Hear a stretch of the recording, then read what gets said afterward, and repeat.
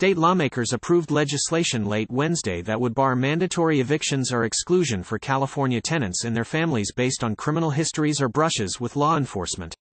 Assembly Bill 1418 combats local policies known as crime-free housing that can require landlords to evict tenants for arrests or prohibit landlords from renting to those with prior convictions. The bill would make many of these laws unenforceable, ending the practice in scores of communities.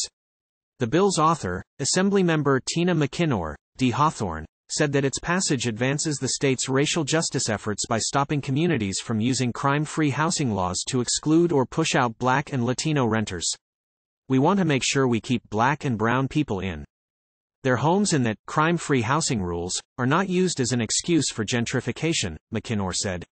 The bill does not affect landlords' ability to initiate nuisance-related evictions or screen tenants based on criminal histories of their own accord.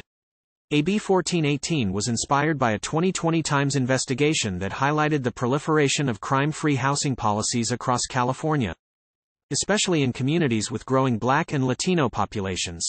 Times reporting found that local governments have approved the policies even when crime rates were stable or falling, while the number of Black or Latino residents was increasing. The Times determined that in some areas crime-free housing rules were enforced against Black, Latino and other tenants of color in far greater numbers than their share of the population. Read more. Black and Latino renters face eviction, exclusion amid police crackdowns in California. Terrence Stewart told The Times in 2020 that he faced constant rejections from landlords in Riverside, which had a strict crime-free housing ordinance, due to a prior cocaine-dealing conviction. Stewart, who is Black, had been accepted to UC Riverside and had to resort to living with his wife and then 3-month-old daughter in another city, a 90-minute bus ride from campus. Stewart's problems finding housing in Riverside continued even after he graduated with a master's degree 5 years later, nearly a decade after his drug conviction. Stewart, now 42 with 3 children, testified in favor of AB 1418 during a legislative committee hearing earlier this year. With the bill's passage, he's planning to look for apartments in Riverside in neighborhoods with good schools. It's just awesome that your pain becomes your ministry, said Stewart, who works for Alliance for Safety and Justice, a national criminal justice reform group. I've been so stressed out behind these ordinances. His involvement in the repeal of crime-free housing laws, he said, makes me feel like life, it has a purpose. AB 1418 passed both houses of the legislature without a dissenting vote in a committee or on the Assembly or Senate floors. Governor Gavin Newsom has until October 14 to sign or veto the bill or allow it to become law without his signature. Newsom's position is unknown. His office previously opposed the legislation, citing potential costs for the state to reimburse localities for having to repeal their ordinances. But McKinnor has since removed a requirement for cities to strike their policies from their municipal codes.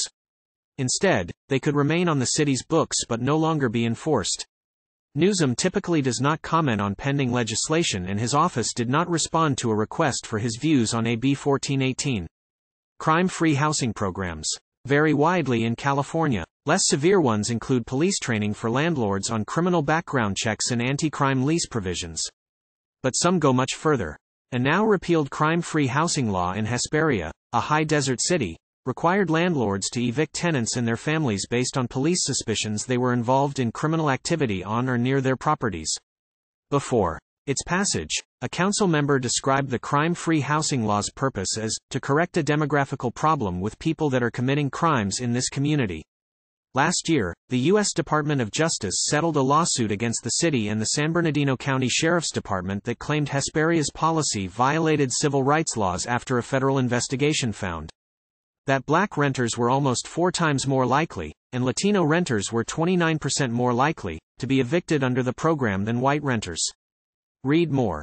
Accused of illegally evicting Black and Latino renters, SoCal City Sheriff to pay $1 million. AB 1418 is the state's highest-profile response to unwind crime-free housing policies, a cause that has been gaining momentum.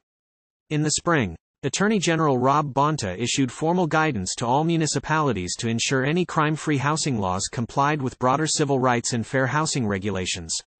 Over the summer, California's Reparations Task Force called for repealing such laws in its recommendations for remedying the legacies of slavery and more modern government-sanctioned policies that discriminated against Black residents. And this month, Riverside and San Bernardino, The two largest cities in the Inland Empire, which has been a hotbed of crime-free housing rules, voted to repeal their ordinances. San Bernardino did so as part of a legal settlement to a case challenging its program filed by legal aid groups, and joined by Bonta's and Newsom's offices, on behalf of low-income residents in the city. How many crime-free housing rules AB 1418 would bar isn't clear, but supporters believe the number is substantial. The 2020 Times investigation found that 147 local governments in California, more than a quarter of the total, had enacted a crime-free housing law or advertised such training for landlords. AB 1418 bans the most stringent crime-free housing policies that compel landlords to use criminal background checks to screen tenants, evict them for alleged criminal behavior without a felony conviction, or evict an entire household when one member is convicted of a felony, among other prohibitions. It would allow voluntary training for landlords by city and police to continue. A survey of roughly half the local governments in the state completed for the nonprofit National Housing Law Project found that the legislation would wipe away crime-free housing rules in 130 jurisdictions. This bill was intended to eliminate the common provisions that lend themselves most to displacement, said Marcos Segura, a staff attorney at the National Housing Law Project, one of the principal backers of the bill. Read more. Mandatory evictions for arrested tenants would be banned. Under new state bill AB 1418 has a wide-ranging list of supporters. Besides advocates for low-income tenants and legal aid organizations, the California Apartment Association, the state's largest landlord group, is behind the measure. The Apartment Association contends that cities shouldn't have policies that require landlords to evict tenants. This is an inappropriate and objectionable mandate on the part of local governments, Association Vice President Deborah Carlton said of crime-free housing laws in a letter of support for the bill. Historically, crime-free housing policies have attracted strong backing from police and prosecutors on public safety grounds. But there are no listed opponents to the legislation.